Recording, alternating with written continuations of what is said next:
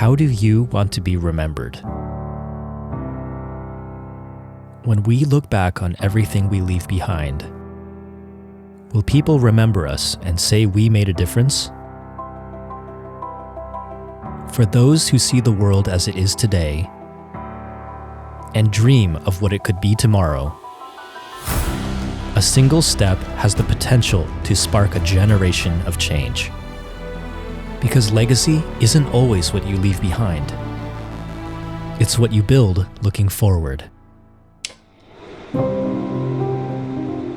Our legacy begins with a vision for the future. And realism impel me to admit that we still have a long, long way to go. But I think the important thing is that we are making progress. At a time when America was calling for change, Chong Luke took up the challenge, advocating for policies that would forever change the face of Seattle and local region.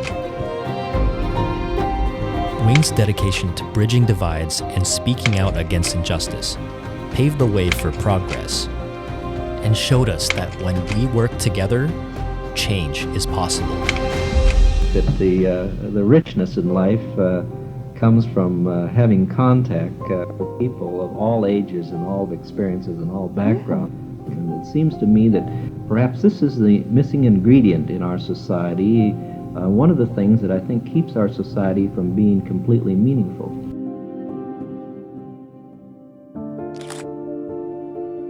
After his death, Chong Luke Museum was created to preserve the history of Seattle's Chinatown-International district and community, serving as a place that keeps our collective stories and heritage alive. I feel grateful that there were people around who were willing to have this museum tell a story that you wouldn't find in other museums, not just for your particular ethnic community, but of all the people. And it was a really ballsy thing, to tell you the truth. You know, it started out as being, in Chong Luke's day, it was Chinese American heritage. But it was, it very quickly expanded to Asian and Asian Pacific Islander American. And it was still authentic and it was true because it was people's stories. And so that was the through line going through the museum to this day. It's important for the Chong Luke Museum to carry on in the spirit of Wing's leadership, because who else is going to do it?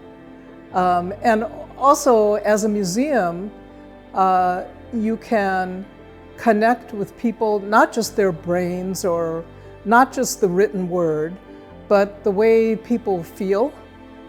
I can't imagine what the path of the Chong Luke Museum would be today if we were not a legacy of Wing.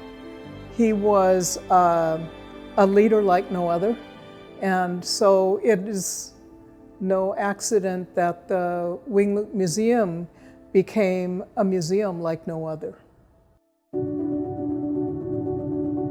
Today, the museum lives and breathes the spirit of preservation and connection, serving the public and sharing the stories of Asian Americans for future generations. With everything going on in the world, one of the biggest things that we can do to create community is to build these relationships and also build the trust in being able to create an environment that is safe for people to have questions and thus learn. Even on the day-to-day in like public tours, I've had people come up and kind of tell me that this has re-sparked their interest in learning their own family history. We will always be doomed to repeat history if we don't learn from it. And how can you learn from history if you don't know it? And so the museum being here to tell these histories, but also the current day experiences of all of these groups that are kind of represented by this museum, we're creating what I think is a really good basis for our community to understand each other, to know each other's problems that they face, issues that they face, but also similarities between these communities, to work towards as a collective for social justice. 50 years from now, if people are still talking about the Chong Luke Museum as being this place where people are open to learning and also are being able to tell their own stories and being excited about the prospect of the museum. That's something that I'm personally really excited about if I'm still around in 50 years. Even beyond our walls, our mission work continues to elevate the voices of our communities and neighbors, empowering and championing change by inspiring action. We extend our work beyond the walls of the museum. The most obvious, I think, is extending into the neighborhood itself. We do a lot of work to preserve various buildings and stories around the neighborhood.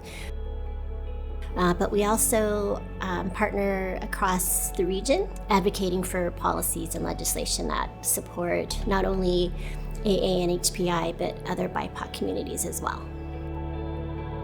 The museum has a role in helping people amplify their concerns, and also I think we will be leaving for future generations the tools to find their voice and use it where they feel comfortable and can be the most powerful. Everyone can play a part, no matter how big or small that part is. Not everyone can donate $1 billion, like some people in Seattle can, but everyone can share their story.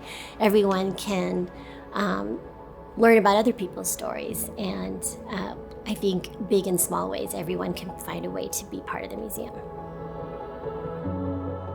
So I hope 50 years from now, people will look at the Wing Luke Museum and say, wow, it's been here a really long time. And they're still doing amazing work. And they've stayed true to the social justice issues that Wing Luke, the person, started with.